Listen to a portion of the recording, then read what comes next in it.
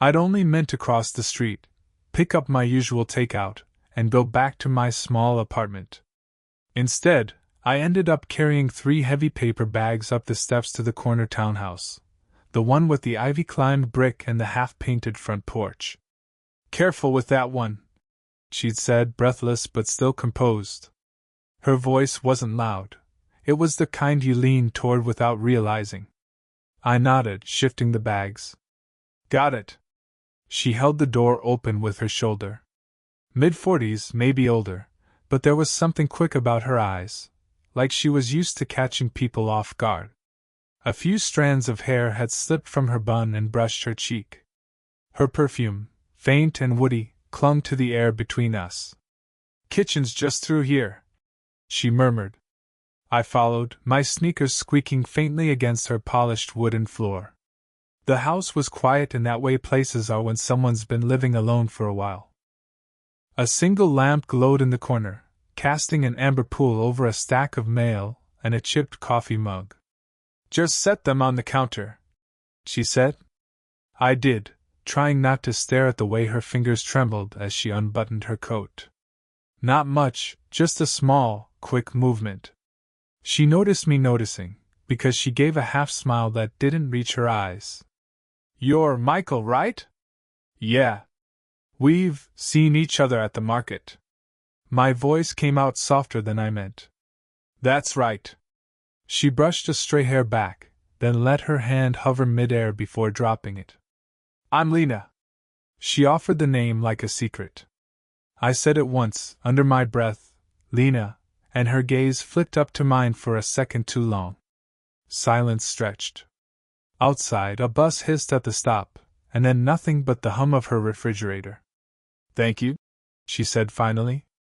"I was juggling too much." "No problem." I hesitated. "I don't mind helping." The words felt bigger than the moment, and I think she heard it too, because she stepped back, resting one hand on the edge of the counter. Her wedding ring finger was bare but faintly indented. She caught me glancing and turned to reach for a bag of apples.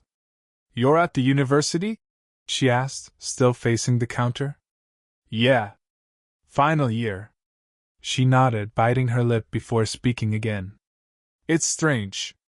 I keep thinking everyone's getting younger and I'm just—" She trailed off, pressing her palm flat to the countertop as if grounding herself.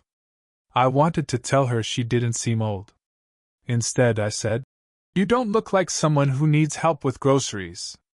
That earned a quiet laugh. She finally turned back, leaning slightly against the counter.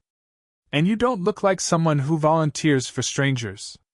We stood there, 2 people who weren't strangers anymore but didn't know what to call themselves. I could feel the warmth from her stove even though it wasn't on.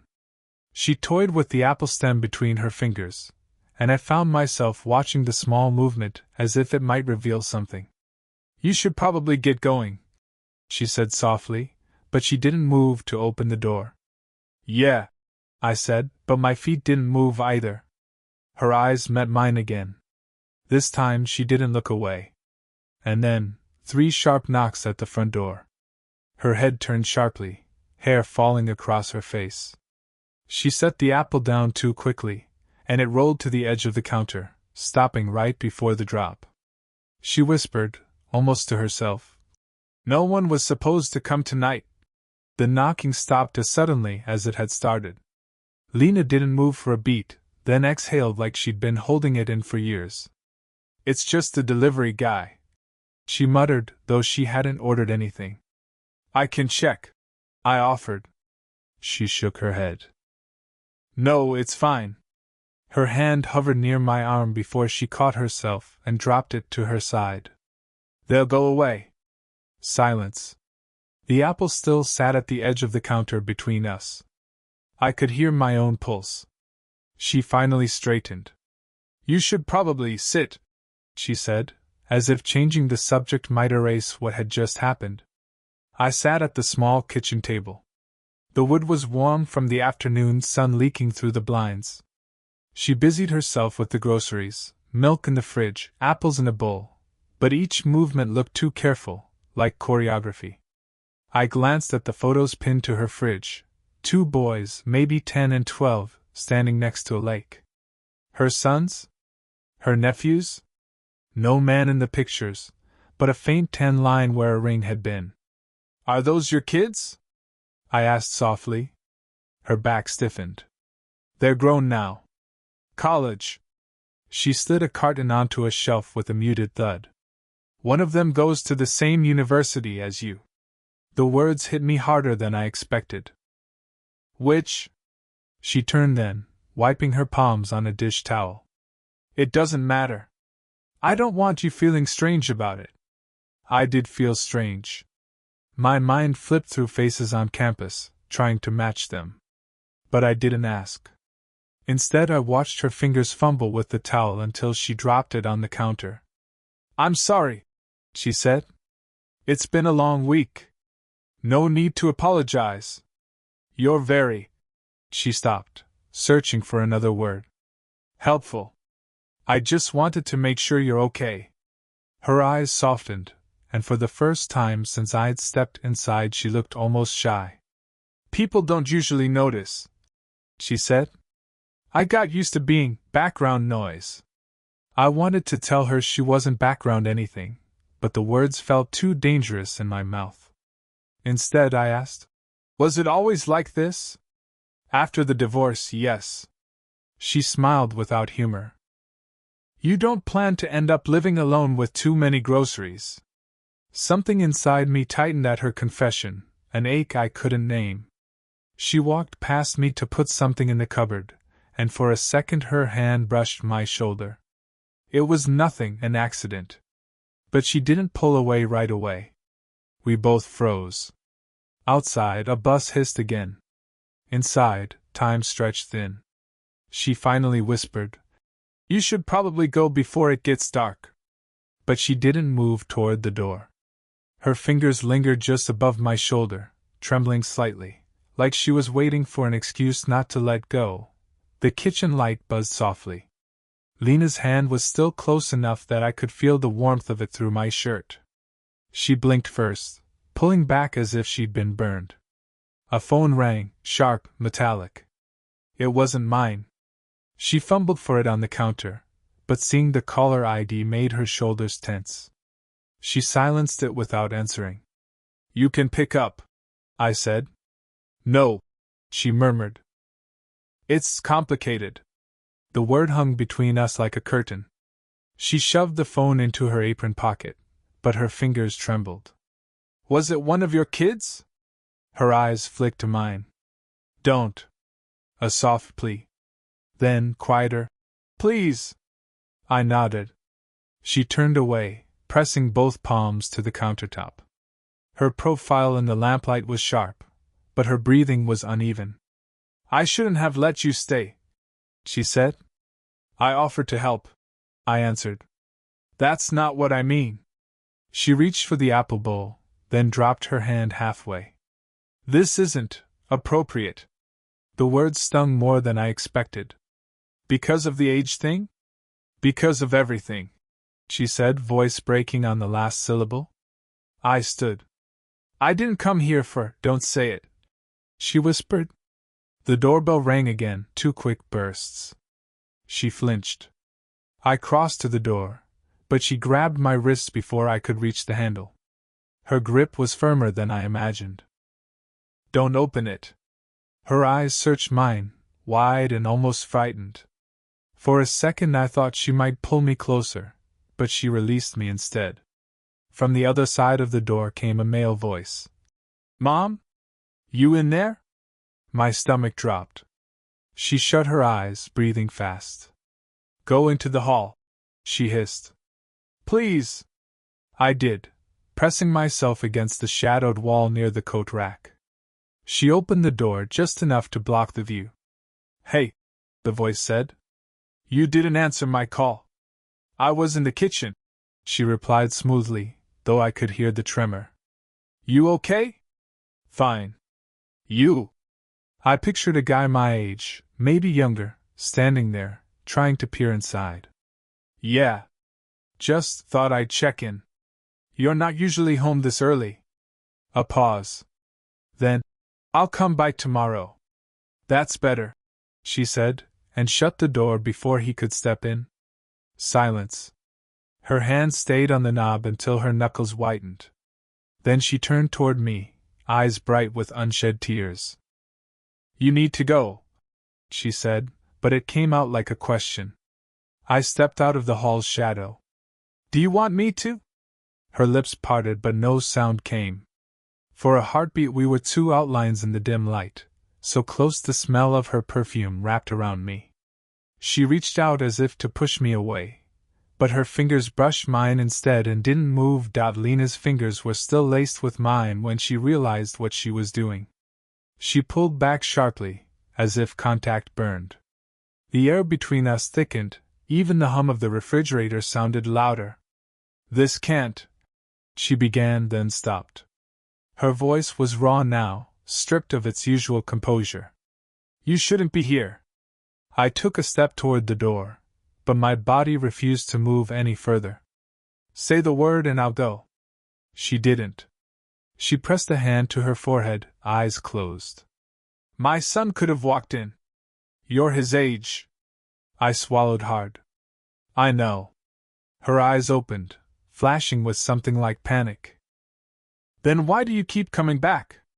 Because you opened the door, I said quietly. That made her flinch. She turned, bracing herself against the counter as if it could anchor her. You're just a boy, she whispered. I'm 22. My voice cracked.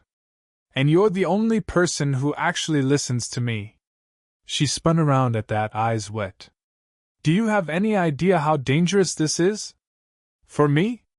I think about it every time I knock, I said. The kitchen felt too small, walls bending inward. She was trembling now, not from cold but from holding herself back. When I look at you, I see everything I swore I wouldn't repeat, she murmured. The mistakes, the messes? Is that what I am? A mistake? Her lips parted, but she couldn't answer. She gripped the edge of the sink until her knuckles whitened. Stop making me feel this, she said, almost pleading. I'm not making you feel anything, I said. You feel it already. The words landed between us like a dropped glass. She stared at me, breathing fast, and then something broke in her face, fear sliding into desire, desire colliding with guilt. You should hate me, she said softly. I don't. I'm old enough to be your mother. You're not my mother. We both laughed at that, a short, ragged sound, and then the laughter died as quickly as it came. She stepped toward me, just once. Close enough that I could see the small scar under her jaw, the flecks of green in her eyes. Her hand lifted but stopped inches from my chest, trembling in the air. If I touch you, she whispered, I won't be able to stop. I didn't move. Then don't, I whispered back. We stood there, breath mingling, the scent of apples and her perfume heavy around us, everything teetering on a knife's edge. Outside, a car door slammed. Inside, the moment balanced between disaster and surrender. Her hand hovered closer. My heart pounded. And then, from the hallway, a key turned in the front lock. The front lock clicked twice before the door swung open. Lena froze mid-motion, her hand still hovering near my chest. A man's voice called from the foyer, low and casual but with the authority of someone who still belonged. Lena? You home? She staggered back a step as if the floor had shifted. No, he wasn't supposed, she whispered. I whispered. Who is that? She pressed a finger to her lips. Stay here, she breathed, and moved into the hallway, closing the kitchen door almost shut behind her. Through the narrow gap I saw a tall man step into the light. He dropped a set of keys into a bowl on the console table. Even at a glance, he looked nothing like me, older but athletic, tanned, with the ease of someone who'd once belonged in every room. I thought you were still in D.C., Lena said, voice strained but even. Meeting ended early. Surprised? He asked. My stomach clenched. Husband? Ex? Someone whose presence rewrote everything I thought I knew. You should have called, she said, hugging her arms. Didn't think I needed to, he replied. He glanced toward the kitchen door. You're not alone, are you? She hesitated 1 second too long. Just a student. Helping with the groceries. That's generous, he said, but there was an edge in his tone. I stepped back from the door, heart hammering. In that instant the whole story rearranged itself in my head. Why she silenced calls, why she said it was dangerous, why she never quite crossed the line. From the hall, his voice sharpened. You're doing this again, aren't you? No, she said quickly. Lena. Her voice cracked. I'm not. I pressed my palms to the cool tile, trying to breathe. I didn't want to be the reason she lost whatever fragile ground she was standing on. The kitchen door opened a few inches. She slipped inside, closing it behind her with trembling hands. Her face was pale, eyes flashing with a mix of fear and defiance. You need to leave, she whispered. Tell me who he is, I said, my own voice shaking. My ex-husband, she said. Technically. He still has a key. He thinks. She shut her eyes. He thinks we're reconciling. The words hit me like a punch. So all this time, no, she said, opening her eyes. I didn't plan for you. I didn't plan for any of this. We stared at each other, everything between us exposed now. Her secret, my assumption, the quiet hours that had felt safe but weren't. I don't want to ruin you, she whispered. But I can't undo what's already started. Her hand reached for mine under the tablecloth, quick and hidden, squeezing once before letting go. In the hallway, his footsteps moved closer. He was only a room away now, his footsteps heavy on the wood. Lena's fingers still tingled from the quick squeeze she'd given me. I can't do this anymore, she whispered. Her eyes searched mine like she was already losing me. Every second you stay, it gets harder to pretend. Then don't pretend, I said quietly. Her breath caught. You don't understand what it costs me. I don't care about the cost, I said, though my voice shook. I care about you. She closed her eyes, swallowing hard. You're so young. And you're so lonely, I answered. The words escaped before I could stop them. The hallway went silent. We could both hear his phone vibrating, a muffled buzz in the living room. For a moment it was like we were suspended in a bubble that could burst at any second. Michael, she said, my name a warning and a plea at once. Tell him, I said. Tell him the truth. That you're not reconciling. She shook her head. If I tell him now, it'll explode. He'll drag the boys into it. He'll make me the villain. Her voice broke on the last word, and something in me broke with it. I stepped forward, closing the gap, my hand rising before I thought. It hovered at her cheek. She didn't move away. I need to know, I whispered. Was any of it real? She opened her eyes. It's the only thing that's felt real in years. The sound of his footsteps came closer again. She reached up and covered my hand on her face, pressing it there as if to memorize it. Tears slipped down, but she was smiling through them, small, trembling. I can't protect you from this, she said.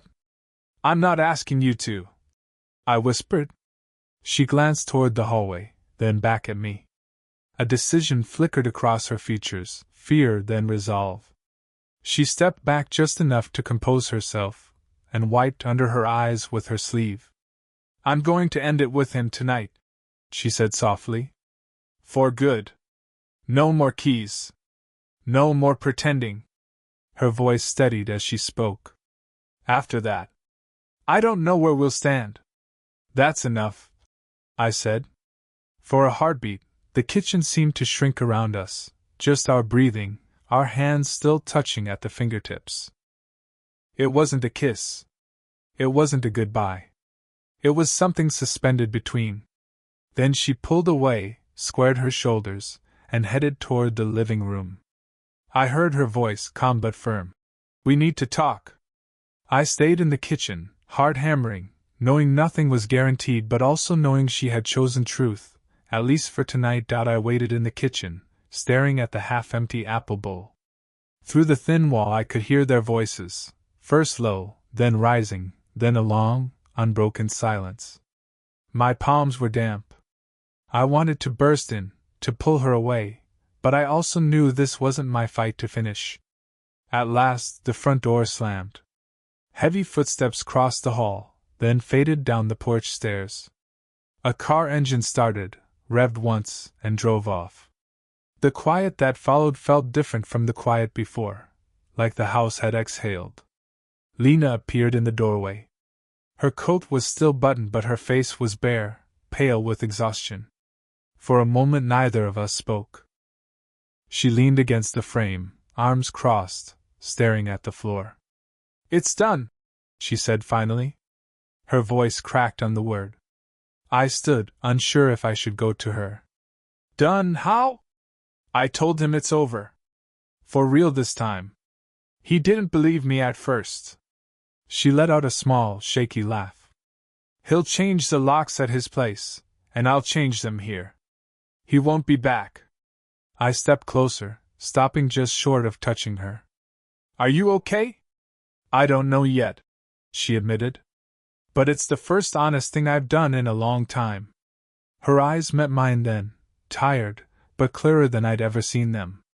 She reached for the counter, steadying herself, and then without planning it I closed the last bit of distance. She didn't move away. "I'm sorry," I said softly, "for making things harder." "You didn't make them harder," she whispered. "You just made me see what I'd been avoiding." We stood like that for a while, not kissing, not talking, just breathing the same air. Outside, the streetlights flicked on one by one. The evening smelled of rain and warm pavement. Finally she took my hand, openly, not hidden under a tablecloth or behind a door. Her fingers were cool but firm. "If we do this," she said quietly, "it has to be slow. Real. Not a secret." "I want real," I said. A small smile tugged at her mouth, the first real one I'd seen. "Then we'll see where it goes." We stayed by the window until the last light faded, the house settling around us like it was learning a new shape. Nothing was perfect, nothing was guaranteed, but for the first time neither of us looked away. She squeezed my hand. "One step at a time," she murmured. I nodded. "Together." Did you enjoy the story? What kind of stories would you like to hear next?